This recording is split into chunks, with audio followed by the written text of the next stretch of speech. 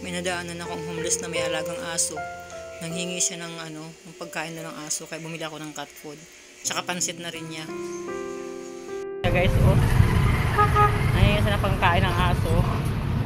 Ayun yung aso niya, tinalo dito. Pakain sa aso. Oo. Ayan. Oh. Ato, pagkain. Pansit yan. Ayun.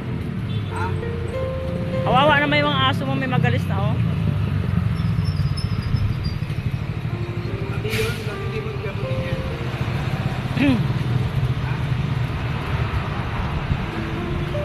Damihan mo kuya.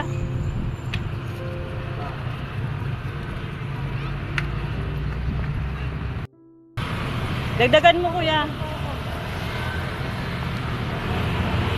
Dagdagan mo kuya.